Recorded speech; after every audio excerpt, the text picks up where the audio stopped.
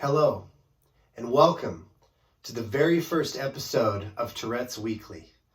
I'm your host, Riley Whiting, but you can call me Riles.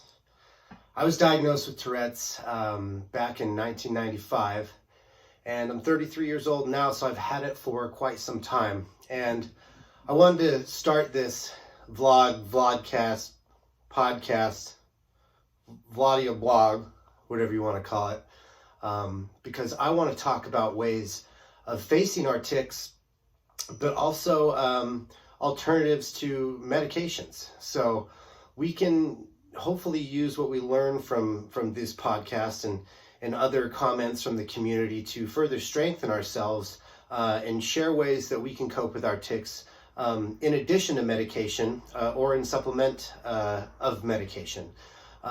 So today's episode, I really want to focus on music. And why music's important.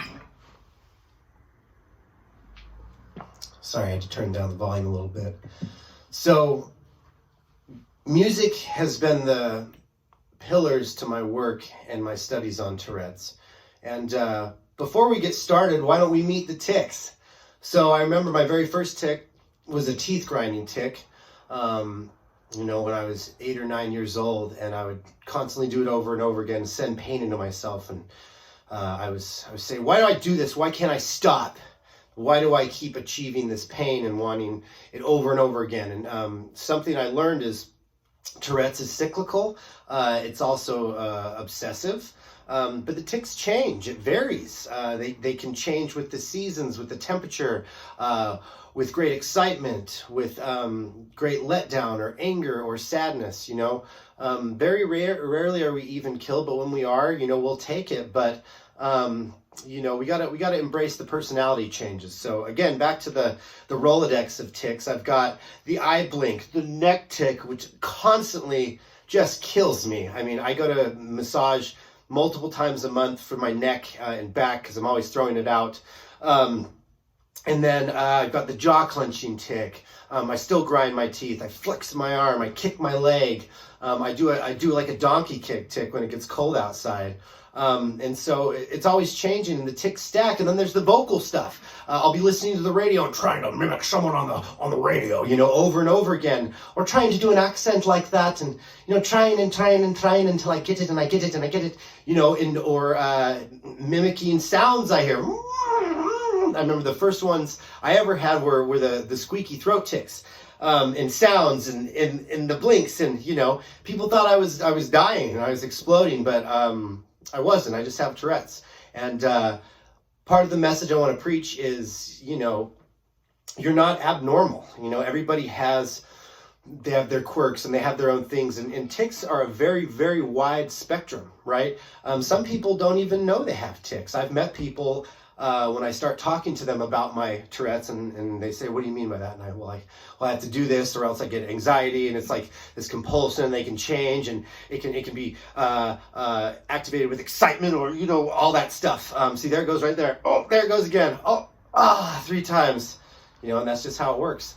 But I find the more I talk to people, the more I open up about it, the more they open up to me about their stuff. And what's really important is that we don't know what causes Tourette's exactly. We can measure it, we can see the output of the tic, but there's a lot that goes on inside our heads before the tic actually manifests itself. The tic is the tip of the iceberg to what's really happening inside here.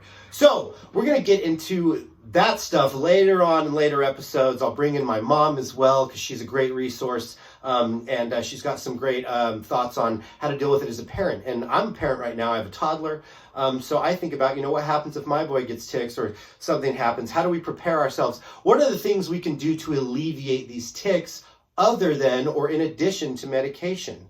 And so let's start with music. And music has been my number one friend, and it was really the only time, it is the only time that purely takes my tics away. And I think it's because tics have an electrical charge maybe in us, and think of it as tics come in on a wave, right? And sound moves in a wave, and it peaks, and it crests, and there's a valley, and tics are no different, and so are sound waves. So I think there's some happy harmony that's happening when you first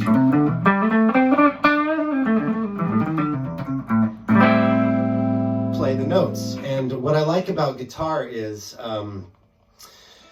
you can hit one note, but you can also hit vibrato, or you can slide, or you can hammer on, or you can bend.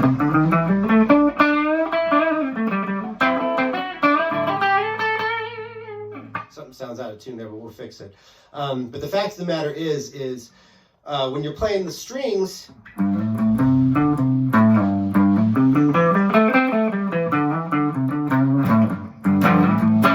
some happy things happen there, and that's feedback, vibration. But what we hate, people with Tourette's, what we can't stand is being told to stop our tics, keep them inside, and just ignore them, shut them off. We can't do that. And sometimes we don't like to be confined to the technical rules, which is why operating in paradigms is a really good way of approaching things. And what I mean by paradigms is take, for instance, the key in music. So this is the key of A.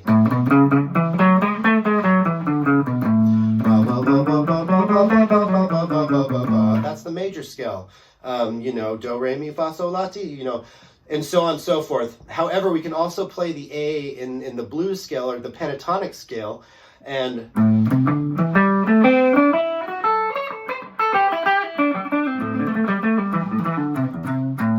without messing up, though, of course. So a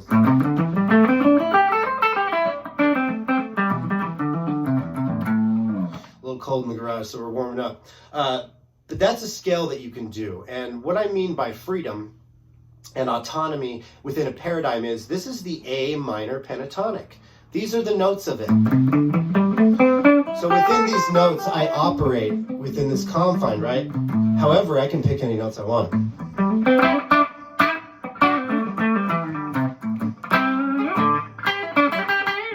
That's all within that scale, or you can play this. Up and down. Why is this important?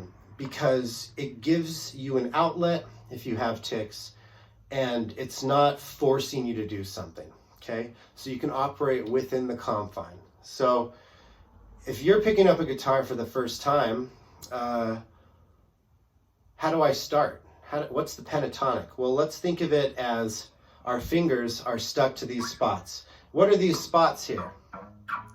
These are frets, okay? This is the neck of the guitar, and we go up and down the fretboard. The lowest string is E, then A, then D, then G, which is way out of tune. Much better. B, and E, right? So if we're starting where A is on the low E string, that's the 5th fret.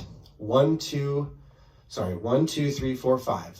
1, 3, 5. Notice the dots or the lightning bolts. Those are the markings of the 1st, 3rd, and 5th. Some guitars are different, but usually all guitars have a 5th marking. So we start on the 5th fret. And then my pinky is going to end up on the 8th fret. And so if we go 5 to 8, there are 2 notes in between, or 2 half steps. So the maximum reach we have is from the 5th fret to the 8th fret on this whole scale, up and down the whole neck. So the pattern, if we start on the 5th fret and we say first finger, my 2nd finger belongs in the next one over, my 3rd belongs in the next one over, and my 4th finger belongs in the next one over. So my 1st finger is on the 5th fret, my 2nd finger is stuck to the 6th fret, my 3rd finger is stuck to the 7th fret, and my 4th finger is stuck to the 8th fret. Now the pattern we do is 1, 4, 1, 3, 1, 3, 1, 3, 1, 4, 1, 4. Now what do I mean by that? 1, 4, 1st and 4th finger. Then 1, 3, 1st and 3rd finger. Then 1st and 3rd, 1st and 3rd, first and fourth, first and fourth. Or you can say 5th fret, 8th fret, 5th fret, 7th fret, 5th fret, 7th fret, 5th fret, 7th fret, 5th fret, 8th fret, 5th fret, 8th fret. And what do? I play this scale for 20 years and I'm still playing it. And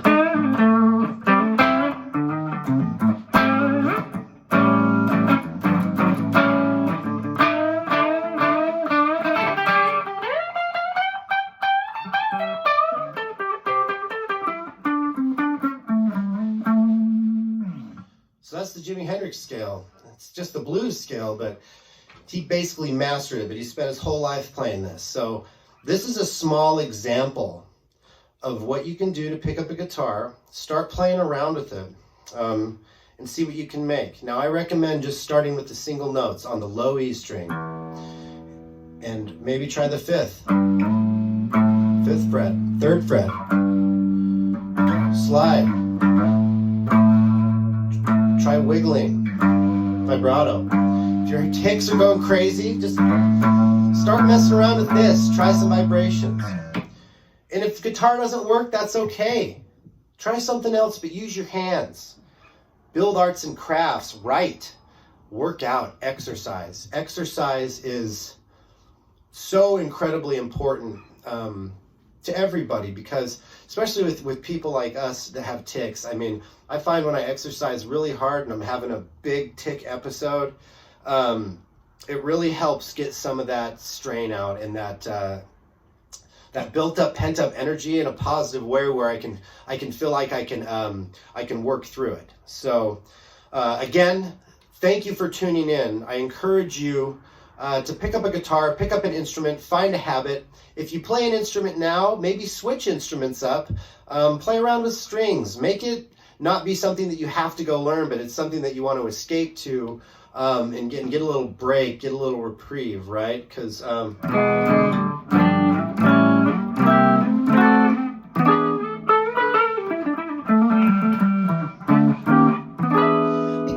you're worth it. I know you tick just like I do. I got a neck tick, I got an eye tick, I got a teeth tick, I got an arm tick, but I also got a job and I got my friends, and everything will be okay. So let's make sure we lean on each other. Because when I was a kid and I got diagnosed at 9, I didn't have any community, and that's what this is right here. So message me, tourettesweekly@gmail.com. I'll get to all your questions. Send me videos or shout outs, and I'll try to include you. And send me your best practices for unwinding. What do you do to calm down? What do you do to relax yourself that helps with your tics? And another big thing is animals. I've had cats my whole life, but dogs are great too. Any animal that will sit there, cuddle with you, be warm. I liked my cat because he used to lay on top of my chest when I'd get home from school and I'd be exploding with tics, and he would lay there and I'd fall asleep, and it was almost like he was my little guardian angel. But everybody should have an animal if you're not allergic, or something fuzzy, furry, a friend. Whether it's a bear or a nice blanket or a heated neck wrap. There's all sorts of little things we can do. So I encourage you to think of what you like and what works for you in terms of your best practices for alleviating Tourette's. Remember, we're not going to get rid of this, so let's learn to live with it, all right? Trust me, I've been doing it for 20 years. It's livable. It gets easier. It gets better. We'll get into that. Stay positive. Find something for your hands to work with, or an instrument. Go sing, go garden, go dance, go work out, go write, go draw. Whatever makes you happy, okay? See you next time. Take care, my tickers.